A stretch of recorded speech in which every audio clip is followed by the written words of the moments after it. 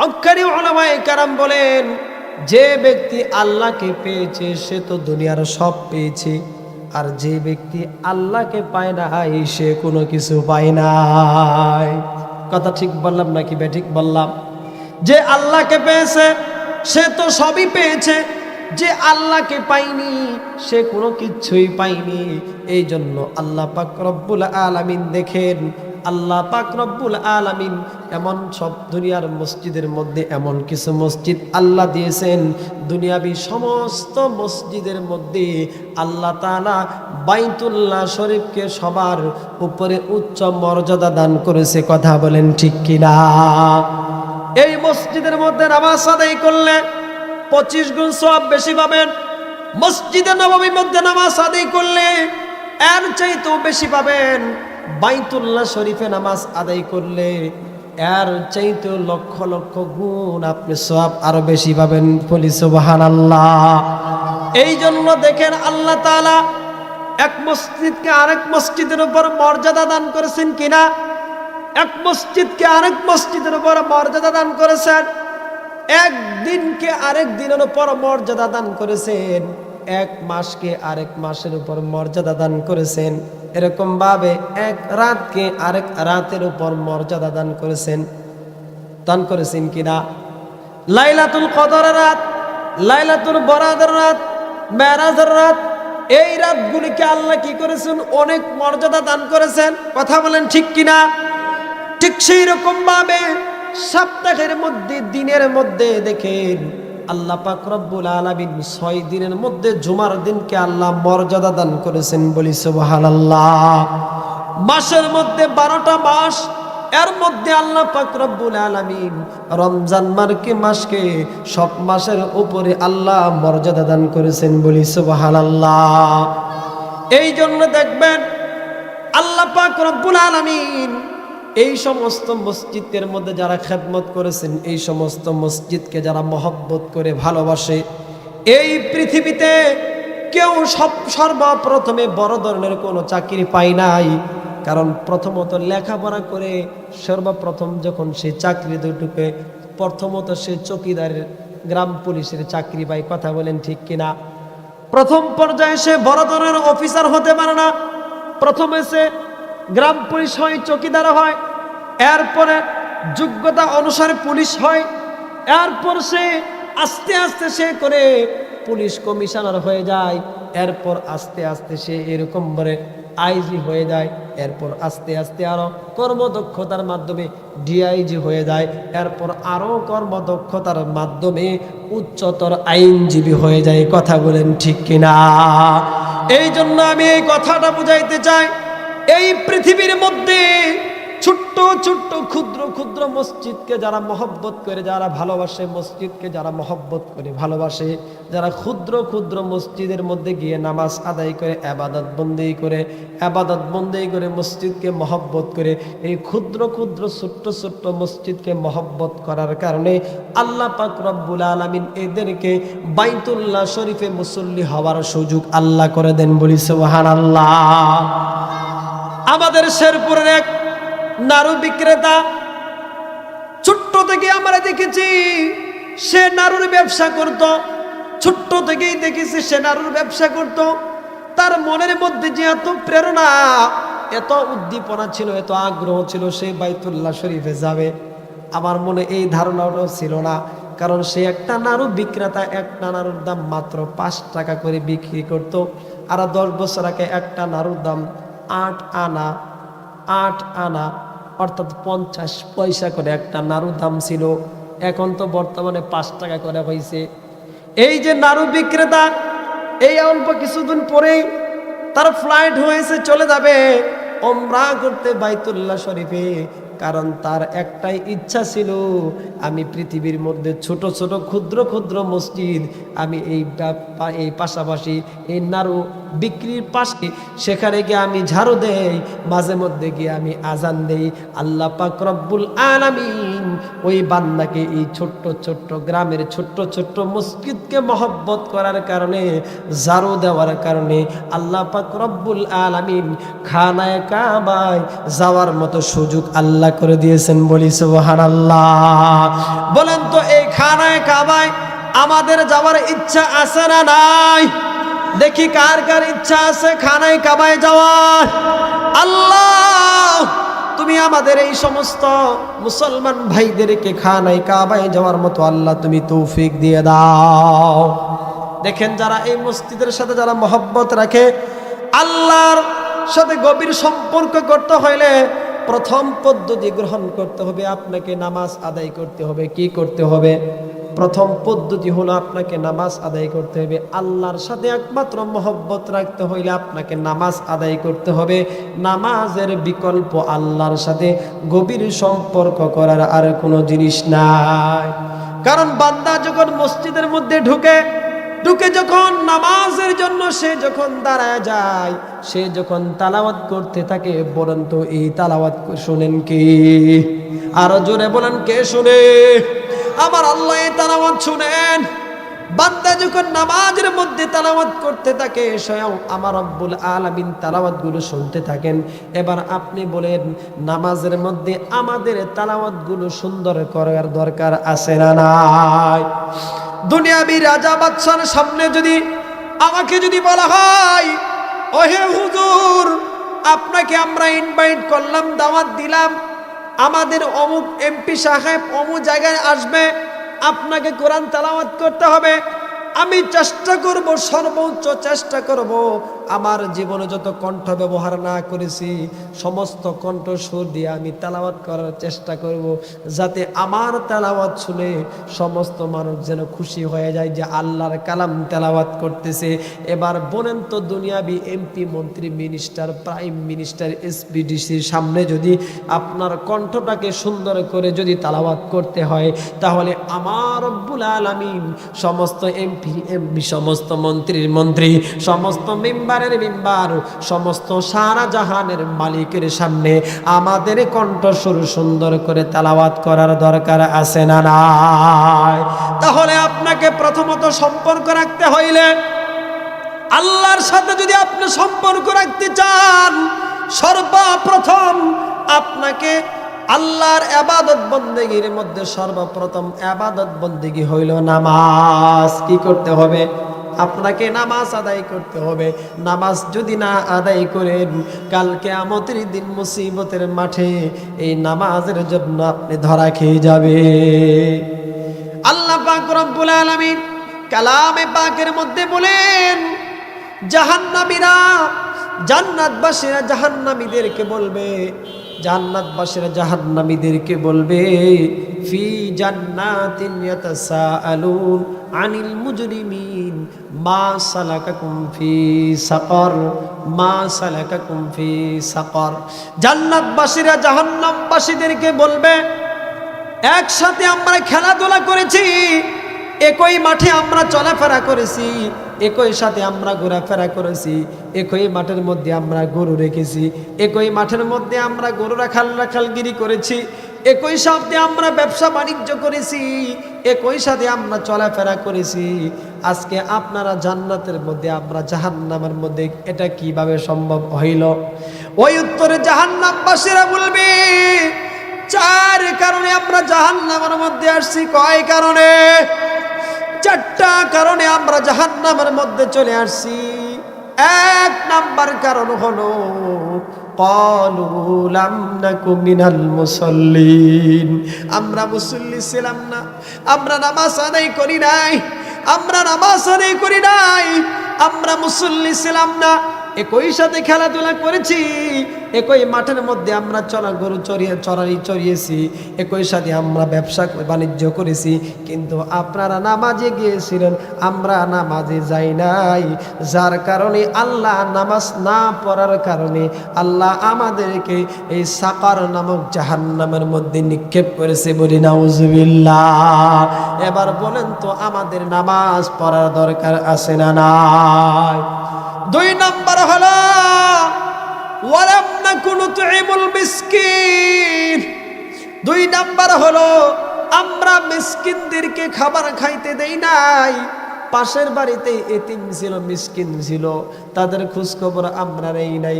সে ঈদের মধ্যে জামা পরলো কি পরলো না, খাবার খাইলো কি খাইলো না, তার কি এরকম ভাবে সব ধরনের এরকম পোশাক আদি আছে কিনা, তার কোনো রকম কমতি আছে কিনা, সে নাস্তা পানি করলো কিনা, এই খোঁজ খবরটা আমরা নেই নাই।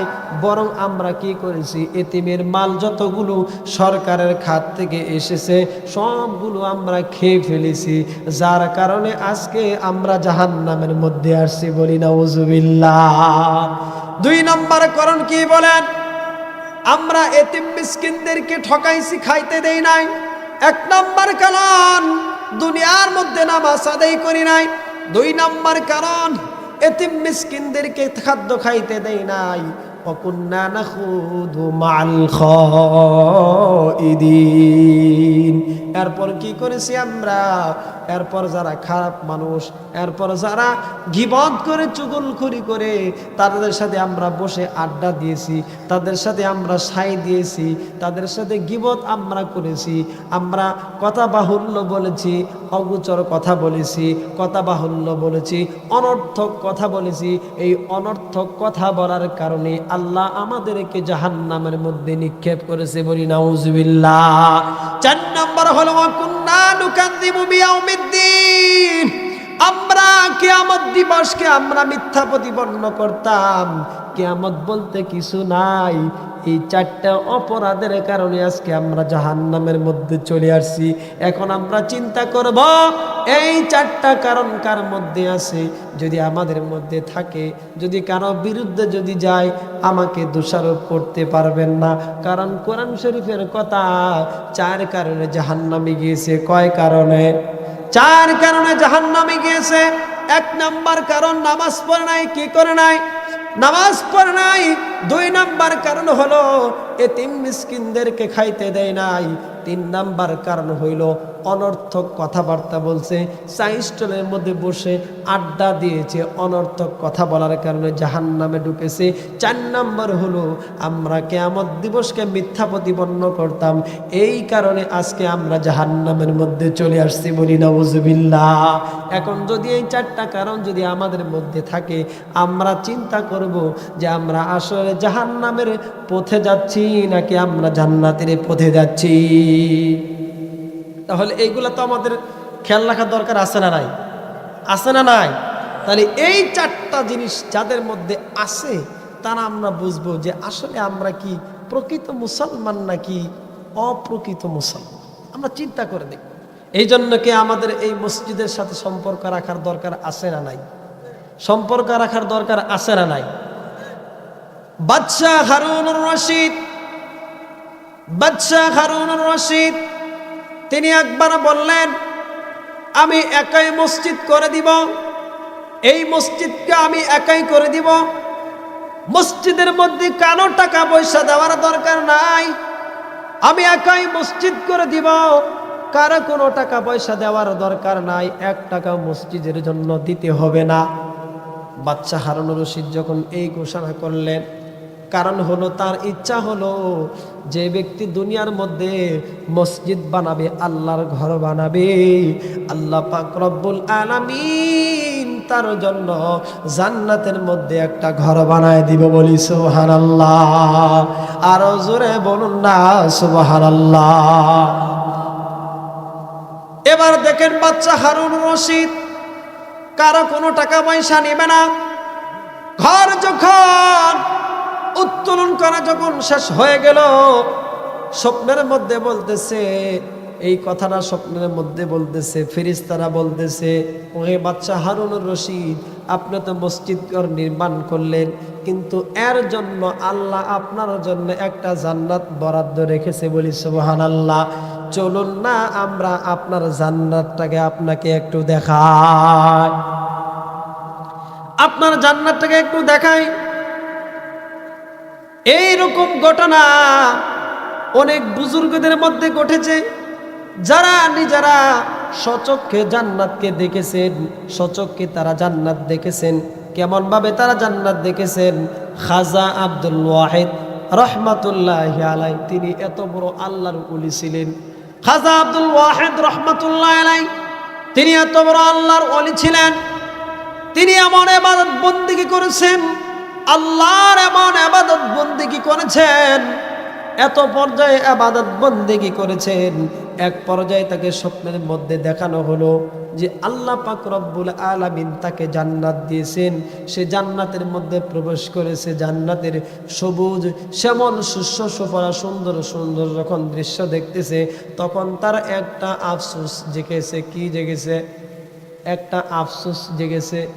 আফসোসটা হলে, আল্লাহ, আমি এত ইবাদত বন্দেগী করেছি, আমি এত ইবাদত বন্দেগী করেছি, আল্লাহ তুমি আমার জন্য তো জান্নাত রেখেছো, কিন্তু আমার জান্নাতের মধ্যে যে সেবিকা হবে, আমার জান্নাতের মধ্যে তো আমি পৃথিবীর মধ্যে ইবাদত বন্দেগী করলাম, তোমার জন্য আমি একাকিত্ব জীবন কাটাইলাম, কিন্তু আমি তো বিবাহ করি নাই, জান্নাতের মধ্যে আমার বউ কে হবে?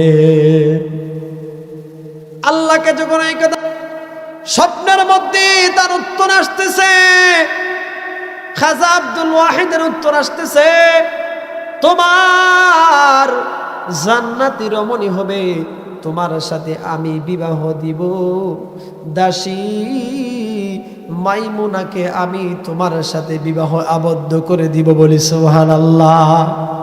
খাজা আব্দুল ওয়াহিদ বলতেছে, দাসী মাইমুনাকে আমি তারে একটু দেখতে চাই, সে দেশের কোন জায়গায় আছে? আল্লাহ বলেন, দাসী মাইমুনা অমুক জঙ্গলের মধ্যে আছে, অমুক দেখবার চাই, এক নজর আমি তারে দেখতে চাই, দাসী মাইমুনাটাকে। এবার তিনি দৌড়াইতে দৌড়াইতে পথগুলো অতিক্রম করতে করতে এক পর্যায়ে তিনি ওই গাছের নিচে যখন গিয়ে তিনি পৌঁছাইলেন, তিনি দেখতেছে একজন আল্লাহর বান্দি পর্দা পুশিদা করে গাছের নিচে নামাজ আদায় করতেছে। তখন তিনি অপেক্ষা করলেন, অপেক্ষা করার পর সালাম ফেরানোর পর তিনি তাকে জিজ্ঞাসা করলেন, আপনি কি মাইমুনা, দাসী মাইমুনা? তখন বলতেছে, হ্যাঁ আমি দাসী মাইমুনা। তখন দাসী মাইমুনা বলতেছে, আপনাকে, ও খাজা আব্দুল ওয়াহিদ, আপনাকে এখানে কে আসতে বলেছে? তখন তিনি বলতেছে, আমি যে এখানে আসছি এটা তোমাকে কে বলল? ওই সময় দাসী মাইমুনা বলে, আপনি যে এখানে এসেছেন, আমি যে এখানে ইবাদত বন্দেগী করতেছি, এই গাছের নিচে বসে যে ইবাদত বন্দেগী করি, এটা আপনাকে কে জানাইছে? কয়, আপনার সাথে তার সম্পর্ক ভালো আছে, আল্লাহর সাথে আপনার সম্পর্ক ভালো আছে, আমার সাথেও বুঝি আল্লাহর সম্পর্ক ভালো সম্পর্ক নাই, যে আল্লাহ আপনারে খবর দিয়া এই জায়গার মধ্যে পাঠাইছে, ওই আল্লাহ আমারে জানায় দিতেছে খাজা আব্দুল ওয়াহিদ তোমাকে দেখার জন্য আসতেছে। বলি সুবহানাল্লাহ। এরকম বহুত ঘটনা ঘটছে, বহুত ঘটনা এরকম ঘটেছে। যেমন মালিক ইবনে দিনার, তিনি রাস্তা দিয়ে হাঁটতেছে, এমন সময় তিনি দেখতে পেলেন দুইজন ব্যক্তি কবরের পাশে বসে বসে কি যেন লিখতেছে। জিজ্ঞাসা করলেন, তোমরা কারা? তখন বলতেছে, আমরা আল্লাহ তাআলার প্রেরিত ফেরেশতা, আমরা লিখতেছি কার বরাদ্দে জান্নাত আর কার বরাদ্দে জাহান্নাম। মালিক ইবনে দিনার বলে, দেখো তো আমি কি জান্নাতে যাব নাকি জাহান্নামে যাব, এটা একটু দেখো। তখন বলতেছে, আপনি জান্নাতে যাওয়ার লিস্টের মধ্যে আপনার নাম নাই। তখন সে আফসোস করে বলে, আমি যদি জান্নাতের লিস্টের মধ্যে যদি নাম যদি নাই থাকি, তাহলে আমি জান্নাতি ব্যক্তিদেরকে ভালোবাসি, কমপক্ষে আমার নামটা একটা হাসিয়ার মধ্যে, একটা পাতার মধ্যে যদি আমার নামটা যদি একটা লেখা যায়, দেখো তো আমার নামটা লেখা আছে না নাই। ফেরেশতারা বললেন, এইবারটা তো বেশি দেখতেছি। বারবার পেঁচাইতেছে, ফেরেশতারা হঠাৎ করে উদাও হয়ে গেছে। মালিক ইবনে দিনার এবার তিনি অজ্ঞান হয়ে গেছে। এবার তিনি ঘুম থেকে জাগ্রত হওয়ার পর, জ্ঞান ফেরার পর দেখলেন ওই ফেরেশতা দুইটা আবার উপস্থিত। প্রশ্ন করলেন, যে দেখো তো আমার নামটা লেখা আছে না নাই। তখন বলতেছে আল্লাহ পাক রব্বুল আলামিন তোমার নামটাকে যাদেরকে মহব্বত করেছো ভালোবেসেছো এই মহব্বতের কারণে তোমার নামটা আল্লাহর আদরের বান্দাদের সাথে নামের লিস্টি তোমার করে দিয়েছে বলি সুবহানাল্লাহ। মালিক ইবনে দিনার তার নামটা লিস্টে চলে গেছে। এবার দেখেন খলিফা হযরতে হারুনুর রশিদ, বাদশা হারুনুর রশিদ মসজিদটাকে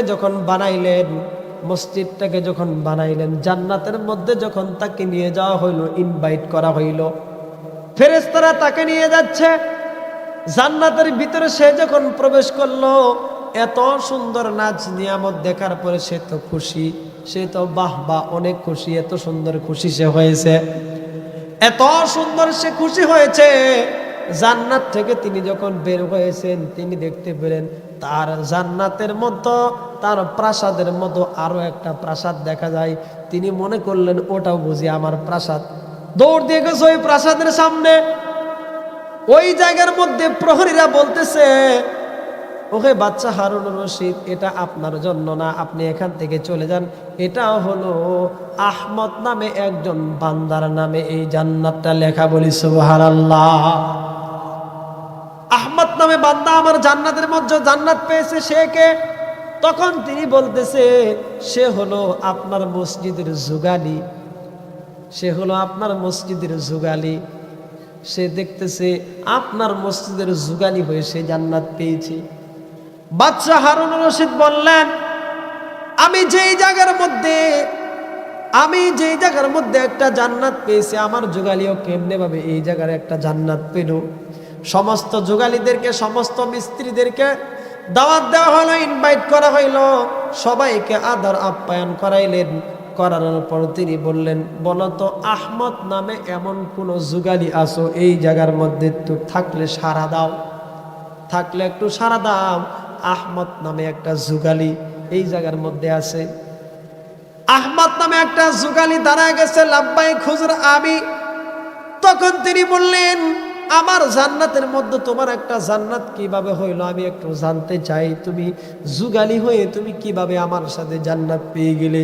তখন তিনি বলতেছে আপনি মসজিদের মধ্যে ঘোষণা দিয়েছিলেন, আপনি নিজে মসজিদ করে দিবেন, একটা টাকাও মানুষদের কাছ থেকে নেবেন না।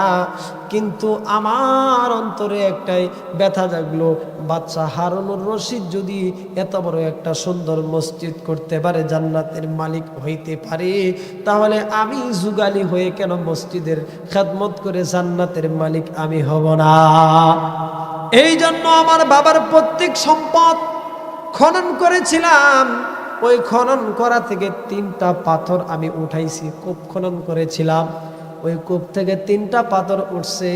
ওই 3টা পাথর আপনি বাদশা হারুনুর রশিদ যেরকম পাথর দিয়ে আপনি ঘরটাকে নির্মাণ করেছেন, মসজিদ নির্মাণ করেছেন, ঠিক ওই পাথরের মতো আমার 3টা পাথর ছিল। আমি ওই 3টা পাথরকে জড়ো করে আপনার পাথরের স্তূপের মধ্যে আমি রেখে দিয়েছি এবং রেখে দিয়ে আমি আল্লাহর কাছে দোয়া করেছি, আল্লাহ বাদশা হারুনুর রশিদ যদি এত বড় একটা মসজিদ করে সে যদি জান্নাতের মালিক হয়ে যায়, আমি কেন মালিক হতে পারবো না? আমি কেন মালিক হতে পারবো না? আল্লাহ তোমার দরবারে আমি এই 3টা পাথরকে রেখে গেলাম, এই পাথরের ওসিলা করে জান্নাতের মধ্যে আমার একটু জায়গা করে দিও বলি সুবহানাল্লাহ। এই জন্য আল্লাহ পাক রব্বুল আলামিন ওই 3টা পাথর দেওয়ার কারণে আহমদ নামে একজন ব্যক্তিকে, বাদশার একজন কাছের লোক ছিল, ওই যুগালি ছিল, ওই যুগালির জন্য একটা জান্নাত আল্লাহ বরাদ্দ করে দিয়েছে বলি সুবহানাল্লাহ। বাদশা হারুনুর রশিদ তাকে জড়ায় ধরেছে, জড়ায় ধরে বলতেছে যেই জায়গার মধ্যে আমি এত কষ্ট ক্লেশ পরিশ্রম করে আমি এত টাকা পয়সা খরচ করে আমি একটা জান্নাতের মালিক হইলাম তোমার ইখলাসের নিয়ত থাকার কারণে, আল্লাহর ঘরকে মহব্বত করার কারণে, ভালোবাসার কারণে আল্লাহ পাক রব্বুল আলামিন তোমার জন্য একটা জান্নাত দিয়েছে, বলি সুবহানাল্লাহ। তাইলে বলেন তো এই মসজিদের জন্য আমাদের দান করার দরকার আছে না নাই? মসজিদের জন্য দরকার আছে না নাই? তাহলে এই মসজিদকে আমরা মহব্বত করবো, ভালোবাসবো। মসজিদের জন্য যদি কমপক্ষে হলেও একটা ইট হলেও আমরা দিব, পারবো কিনা ইনশাল্লাহ? আমি এই মাহফিল থেকে, এই জলসা থেকে, পর্দা নিশি মা বোনরা যে যেখান থেকে আমার কথাগুলো শুনতেছেন, ওয়াজগুলো শুনতেছেন, আমি আপনাদেরকেও বলি, উপস্থিত সামনে যারা আছেন, আমি এমন ব্যক্তি দেখতে চাই যে মসজিদের জন্য কিছু টাকা নগদ আমার হাতে এখনই দিবেন। এমন কেউ আছেন? উপস্থিতের মধ্যে কেউ আছেন যে মসজিদের জন্যে আল্লাহর ঘরকে মহব্বতকে ভালোবেসে দেখি এমন কোন বান্দা আছেন? দেখি আমার হাতে দিবেন, আমি তার জন্য দোয়া করব।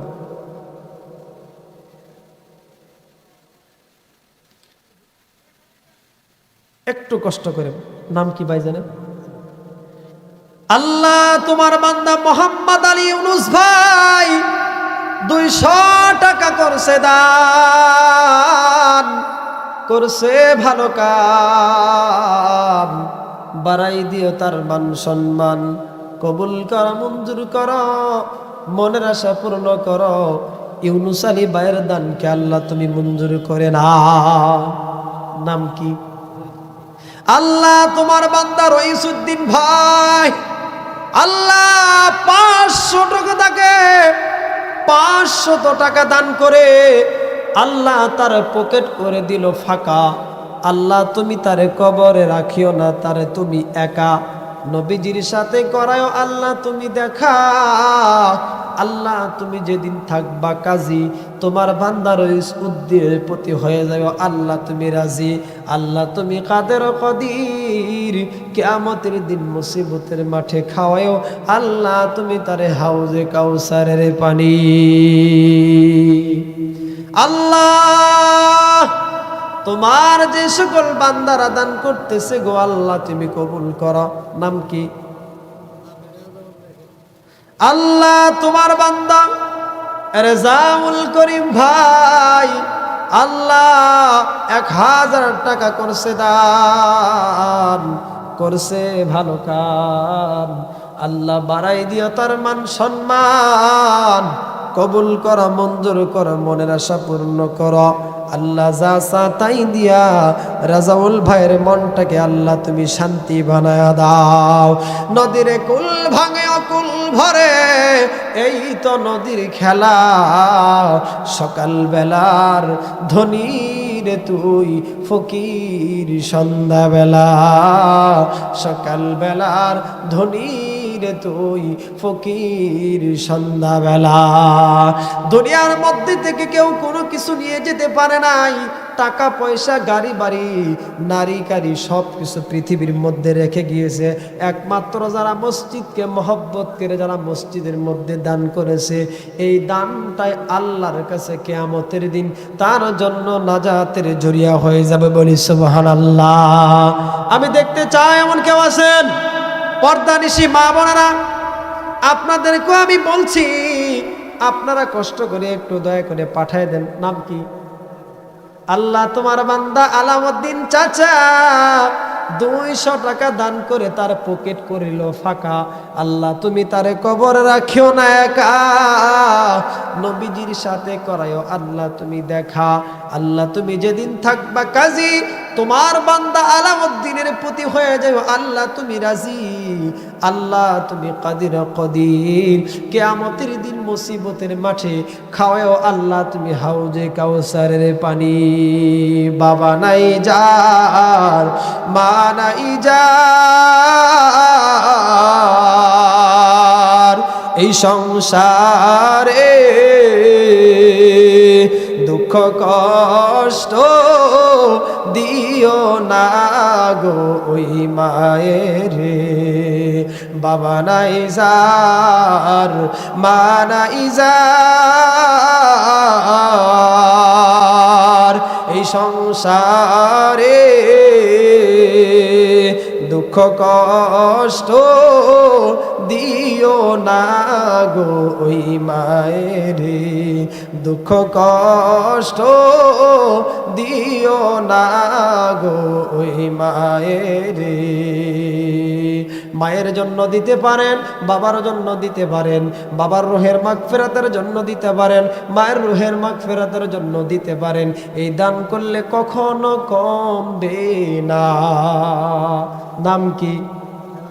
আল্লাহ মোহাম্মদ হেলাল উদ্দিন চাচা। আল্লাহ আরো একটা সিলিং ফ্যান দিবে, আরো 20 কেজি রড দিবে, 20 কেজি দান দিবে। আল্লাহ তুমি কবুল করো, মঞ্জুর করো, মনের আশা পূর্ণ করো। আল্লাহ তোমার বান্দা হেলাল উদ্দিন চাচাকে আল্লাহ তুমি কবুল করে নাও, মঞ্জুর করে নাও।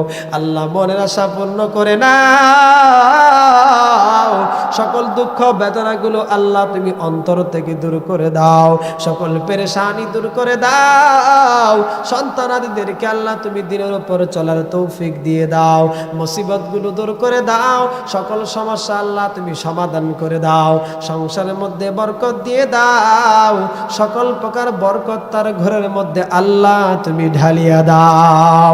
আল্লাহ তোমার যে সকল বান্দা বান্দিরা এই শিবপুর এলাকাবাসী থেকে, জামালপুর থেকে যে সকল ভাইয়েরা দান করতেছি, মসজিদকে মহব্বত করে ভালোবেসে আল্লাহ প্রত্যেকের দানগুলোকে তুমি কবুল করে নাও, মঞ্জুর করে নাও। নাম কি?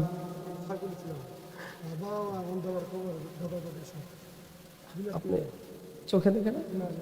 আল্লাহ সাইফুল ইসলাম ভাই, আল্লাহ দৃষ্টি প্রতিবন্ধী, চোখে দেখে না, দুনিয়ার আনন্দ উল্লাসটাকে তিনি দেখতে পান না। সূর্য লাল কি কালো, দিনের আলো তিনি দেখতে পান না, তিনি সাদা কি কালো কোনো কিছু বুঝতে পারেন না। আল্লাহ 1000 টাকা দান করেছি, বলি মারহাবা। আরো জোরে বলি মারহাবা। 1000 টাকা দান করেছি, আল্লাহ তুমি কবুল করে নাও, মঞ্জুর করে নাও, মনের আশা পূর্ণ করে নাও। আল্লাহ বাবার মহব্বতে, মায়ের মহব্বতে 1000 টাকা দান করলো, আল্লাহ তুমি কবুল করো, মঞ্জুর করো, মনের আশা পূর্ণ করো। আল্লাহ যা চা তাই দিয়া তোমার বান্দার মনটাকে আল্লাহ তুমি শান্তি বানায় দাও। নদীরে কুল ভাঙে অকুল ভরে, এই তো নদীর খেলা, সকালবেলার ধনী রে তুই ফকির সন্ধ্যাবেলা, সকালবেলার ধনী রে তুই ফকির সন্ধ্যাবেলা। আল্লাহ তোমার বান্দারা দান করতেছে, তুমি দেখতেছ, আল্লাহ কবুল করো, মঞ্জুর করো। চাচার নাম কি? আল্লাহ তোমার এক বান্দা মোহাম্মদ আব্দুল সালাম চাচা 200 টাকা করছে দান, আরো 1 বস্তা সিমেন্ট আল্লাহ তুমি কবুল করে নাও, মঞ্জুর করে নাও। আব্দুল সালাম চাচার দানকে তুমি কবুল করো, মঞ্জুর করো, মনের আশা পূর্ণ করো। যা চা তাই দিয়া আল্লাহ তোমার বান্দার মনটাকে আল্লাহ তুমি শান্তি বানায়া দাও। আল্লাহ এলাকার যে সমস্ত ভাইরা মসজিদকে মহব্বত করে ভালোবেসে 100 টাকা, 200 টাকা, 500 টাকা, 1000 টাকা যে যেভাবে দিতেছে, আল্লাহ প্রত্যেকের দানকে কবুল করে নাও, মঞ্জুর করে নাও, মনের আশা পূর্ণ করে দাও। আল্লাহ যা চা তাই দিয়া আল্লাহ তাদের মনটাকে আল্লাহ তুমি শান্তি বানায়া দাও। এই দান করলে কি হবে? দান করলে কি হবে? পৃথিবীর মধ্যে যদি আপনি ঘরের মসজিদ, ঘরের জন্য যদি দান করে যান, তাহলে আপনি আপনি যে গাড়ি দিয়ে আপনি চলাচল করেন, যে রাস্তায় আপনি চলাচল করেন, যে গাড়ি ঘোড়ার মাধ্যমে আপনি চলাচল করেন, এই দান করার কারণে আল্লাহ অ্যাক্সিডেন্টের হাত থেকে, দুর্ঘটনার হাত থেকে, আল্লাহ হঠাৎ মরে মৃত্যু থেকে আল্লাহ আপনাকে পরিত্রাণ দিবেন, আল্লাহ আপনাকে হেফাজত করবেন। এই জন্য আল্লাহ রাস্তায় কেউ যদি দান করে, আল্লাহ তার সকল মুসিবতগুলো আল্লাহ দূর করে দেয়। বলি সুবহানাল্লাহ। এই জন্য আল্লাহর মসজিদের জন্য কেউ যদি দান করে, বানা লিল্লাহি মাসজিদান বানাল্লাহু লাহু বাইতান ফিল জান্নাহ, যে ব্যক্তি আল্লাহর মসজিদ নির্মাণের জন্য, কাজের জন্য টাকা পয়সা দান করলো, আল্লাহ পাক রব্বুল আলামিন তার জন্য জান্নাতের মধ্যে একটা জমিনের খণ্ড তার জন্য লিখে দেয়। বলি সুবহানাল্লাহ। দেখেন আমাদের এলাকার মধ্যে অনেক মুরব্বীরা আছে যারা লাঠি ব্যবহার করে, এই লাঠির নিচের যে অংশটা, জমিনের যে অংশটা একদম পয়সার মতো একটা অংশ থাকে, এই পয়সার মতো একটা অংশ আল্লাহর জান্নাতের মধ্যে, এই একটা পয়সার মতো জায়গাটাও আল্লাহ এই পৃথিবীর চাইতেও অনেক অনেক দামি করেছেন। বলি সুবহানাল্লাহ।